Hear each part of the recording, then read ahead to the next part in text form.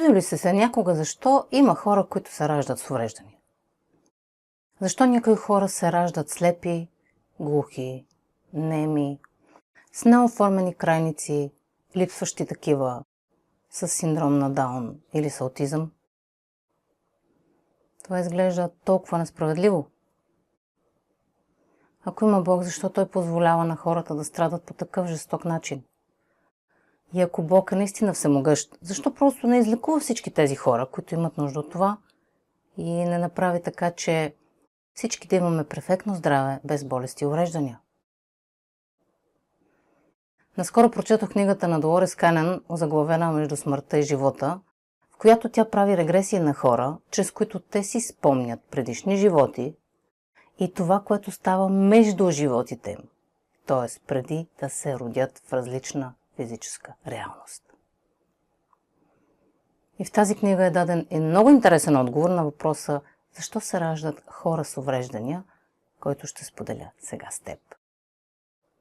Но, за да успееш да го разбереш, ще трябва поне за малко да спреш да мислиш като човек, живееш в 3D матрицата на физическия живот и да погледнеш ситуацията от гледна точка на душата, която съществува на едно доста по-високо вибрационно ниво. И така, както вече знаеш от другите ми видеа, ти си една могъща, вечна душа, която може да прояви в живота си всичко, което си поиска. И преди да се роди в физическата реалност, всяка душа има предварително зададени цели, свързани с своя личен растеж. Има конкретни неща, които иска да научи, преживявания, които да изживее, нови умения и прозрения, които да придобие. И един живот, в който човек е роден с увреждания, може да бъде изключително ценен и полезен в това отношение. Да имаш такъв живот би било доста смиряващо преживяване, как мислиш? Тогава ти ще си принуден наистина да се примириш в себе си и да приемеш това кой и какво наистина си в този момент. Да се вгледаш в себе си и в това какво мислят другите за теб. За много от нас е лесно да мислим за себе си така, както ни виждат останалите. Въз основа на това, което чуваме по своя адрес. Но това как хората около теб те виждат и това какъв наистина си вътре в душата си са две напълно различни неща. Що се отнася до това, кой си ти като личност, Долорес казва, че първо ти си това, което наистина си. Това е есенцията на твоята вечна душа. Второ, ти също си това, което мислиш, че си. Или това как физическата ти личност се възприема в тази инкарнация. И чак трето, си това, като което другите хора те виждат. Тоест, отраженията, които получаваш от околните. Именно тези отражения са тези, които ти помагат да се промениш и да станеш по-добра версия на себе си. Когато си роден с увреждания, пред теб има предизвикателство, което трябва да преодолееш. Ето това е много важна гледна точка. Да не мислиш за увреждането като за проблем или за болест, защото това е една негативна интерпретация на ситуацията, която ще те кара да се чувстваш безпомощен и неспособен да направиш нещо конструктивно. И така, това ще те вкара в ролята на безсилна жертва. Вместо това, гледай на своето увреждане като на едно предизвикателство. Предизвикателство, което може да не ти е лесно да преодолееш, но ако подходиш с положителна настройка, може да се превърне в много полезно преживяване за теб. Преживяване, от което душата ти ще извлече много ползи и ще научи ценни уроци. Например, едно от нещата, които може да научиш чрез такъв живот, е как да не се афектираш от хора, които те се присмиват и подиграват. Просто не трябва да приемаш лично грубото отношение на другите хора към теб. Защото когато хора с ограничен мироглед видят човек с увреждания, те често го отхвърлят или просто се правят, че не го виждат. За жалост, все още има хора с убеждения, че такива хора са наказани от Бога, защото в предишен живот са извършили злини и чрез недъзите си сега изкупват греховете си или лошата си карма. Все неща, които са много устарели като разбирания и дефиниции. Да, голяма част от нас все още се плашим от това, което не разбираме. От друга страна, когато човек с увреждане изпита лошото отношение на другите към себе си, той естествено усеща болка, става му мъчно и може да се разплаче. И сълзите в очите на този човек ще послужат като отражение, като обратна връзка към хората, които го нагрубяват. И в този момент тези хора ще имат възможност да разберат, че лошото им отношение не е правилно. Че то е признак на това, че има нещо в тях самите, което се нуждае от промяна. Че може би имат подсъзнателни, негативни и ограничаващи убеждения за самите себе си, които несъзнателно проектират върху околните.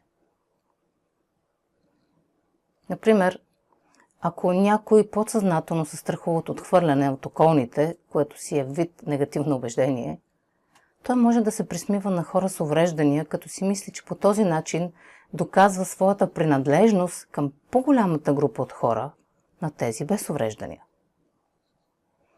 Когато някой се подиграва на хора с недъзи, неговата изкривена логика му казва, че по този начин той намалява вероятността на него самия да му се подиграят, което изобщо не е гаранция. И задачата пред този човек е да осъзнае, че има това негативно убеждение. След това да види колко абсурдно е то и да го замени с положително вярване. Като например с убеждението, че всички хора сме свързани, че всички ние сме едно голямо семейство. И това, което правиш на другите, всъщност го правиш на себе си. И затова в живота е най-добре да прилагаш златното правило, именно да се отнасяш към другите така, както искаш те да се отнасят към теб. Несъмнено е много хубаво, че благодарение на тези хора, околните могат да извлекат каквато и да е полза от тази ситуация. Но това е ползата за самите хора с увреждания. Защо една всемогъща душа би се съгласила да има живот изпълнен с ограничения, мъки и страдания? Сега ще ти кажа. Един от най-ценните уроци, които човек с увреждания може да научи чрез такъв живот, е този за постоянство и упоритост. Тоест да не се предават въпреки трудностите, въпреки подигравките и въпреки отхвърлянето и отбягването от страна на околните. Второ, те могат да се учат да ценят и да не вземат за даденост простите неща в живота, като зрение, слух, това да имаш ръце или крака, това да можеш да говориш.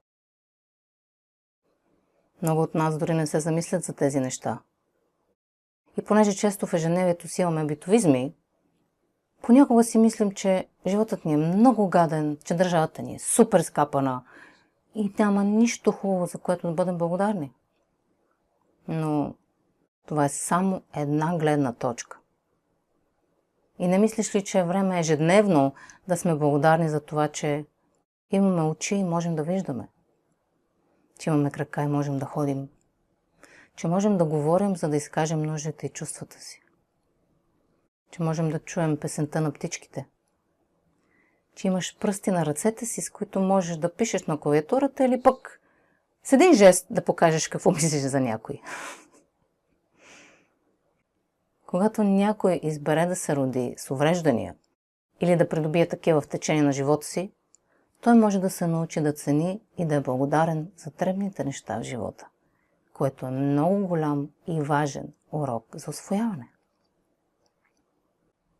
Третият ценен урок, който душата може да придобие чрез живот с увреждания, е да се научи да се доверява и да приема помощ от другите.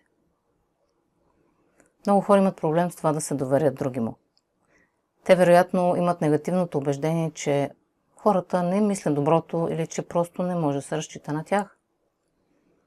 Обаче това постоянно съмнение в способностите или намеренията на другите ги лишава от нови запознанства и вълнуващи преживявания. С други думи, те не могат да реализират пълния си потенциал в живота, защото ги е страх да се доверят на останалите. Например, когато някой е незрящ, той няма друг избор, освен да започне да се доверява на хората около него за елементарни неща, иначе животът му би бил доста болезнен. Като да речем да пресече оживена улица или да се качи на правилния автобус. Един сляп човек не може да живее пълноценен живот, без да се научи да се доверява на напълно непознати хора, които случайно среща на улицата. И за душа, която иска да преодолее проблем с доверието, това може да е един много удачен начин да се научи да разчита на другите хора. И това преживяване, което завинаги ще остане в съзнанието на свръхдушата и ще бъде полезно и за другите паралелни инкарнации.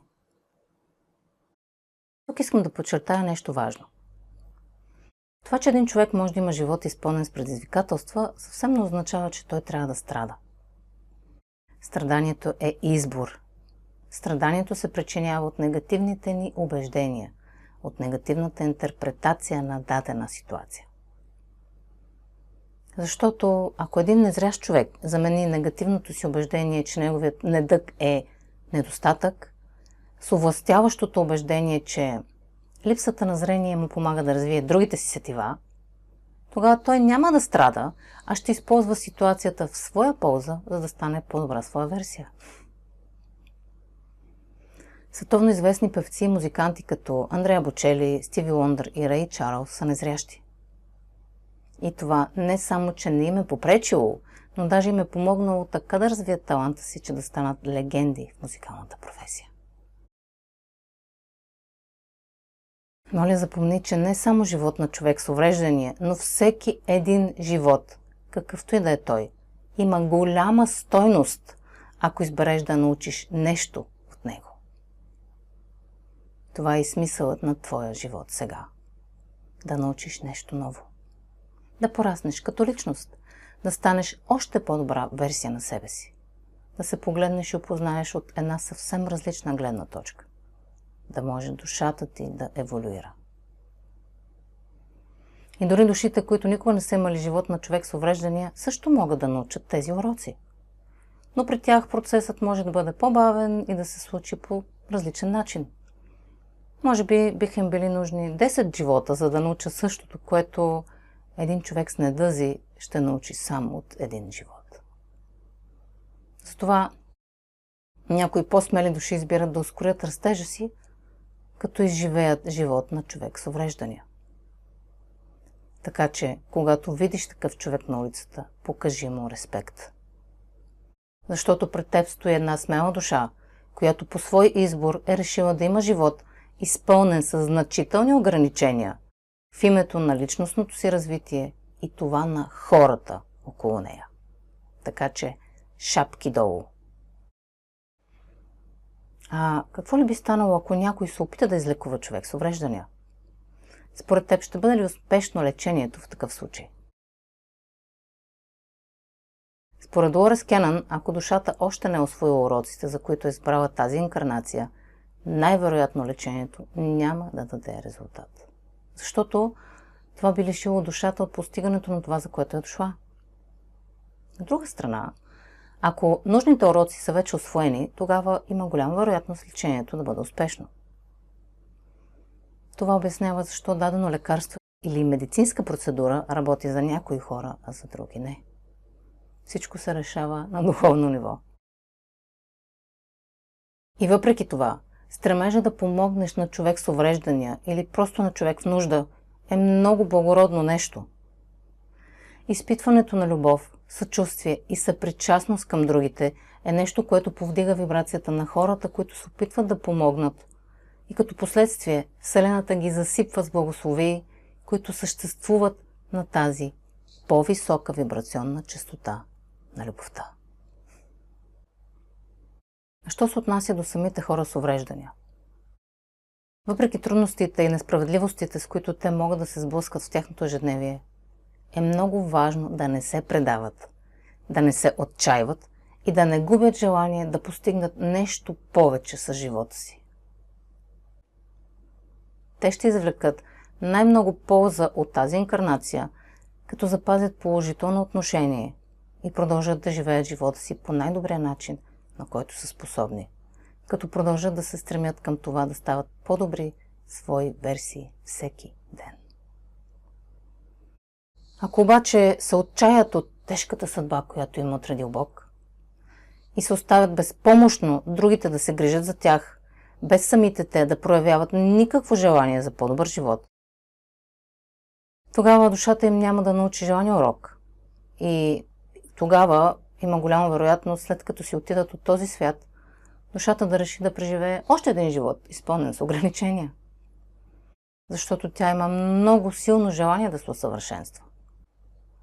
И ако не успее да научи даден урок в един живот, ще продължава да пробва чрез други подобни животи отново и отново, докато този урок най-накрая бъде напълно усвоен. Без значение колко време ще й отнеме. Защото от гледна точка на душата времето не съществува. Така че, ако ти имаш дадено увреждане или просто имаш тежък живот, не се предавай, а тъкмо обратното. Удвои усилията си да се подобриш, промени начина си на мислене, за да станеш по-добра версия на себе си, без значение от обстоятелствата около теб. Защото, както Бешар обича да казва, обстоятелствата нямат значение, само твоята психическа нагласа има значение. И ако ти имаш положително отношение към живота, без значение от това колко са тежки обстоятелствата пред теб, ти може да имаш живот, изпълнен с радост, усмивки и щастие. Ти можеш да станеш финансово изобилен, да участваш в олимпийски игри като параатлет, да имаш великолепно семейство, с любящ партньор и прекрасни деца. И чрез своя пример да станеш вдъхновение за хиляди други хора по света. Защото няма значение какво се случва около теб. Значение има само какво правиш ти с това, което се случва около теб.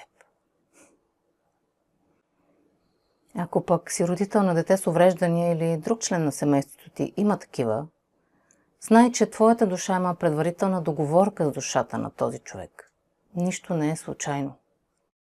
Вие сте решили да дойдете заедно в този живот и да изиграете предварително избраните от вас роли, за да се научите един от друг. А в следващия живот може да решите да размените ролите си, за да видите същата ситуация, но от различна гледна точка, през очите на другия.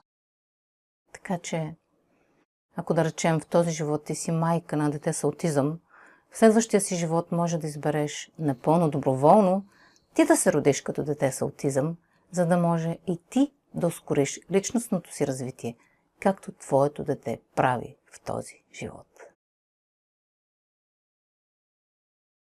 В заключение, искам да кажа, че хората с увреждания са велики учители за всички нас. А пък тези, които имат ежедневен контакт с хора като тях, учат също важни уроци. Като следиш какви емоции, положителни или отрицателни, се събуждат в теб в резултат на тези срещи, ти може да откриеш какви положителни или отрицателни убеждения имаш за себе си и за света около теб. А това дали ние пък учим своите уроци, зависи от това дали отблъскваме и отричаме хората с увреждания или ги приемаме и обичаме безрезервно. Те изпълняват ролята на огледало за всички нас и ни помагат да растем и да ставаме по-добре. Така че хората с увреждания имат много важна роля в нашето общество и е хубаво да се отнасяме към тях с грижа и уважение. Благодаря ти, че отдели време да чуеш тази различна гледна точка. Ще се радвам да ми споделиш коментар, имал ли си близки срещи с такива хора и ако да, какво научи от тях. До скоро!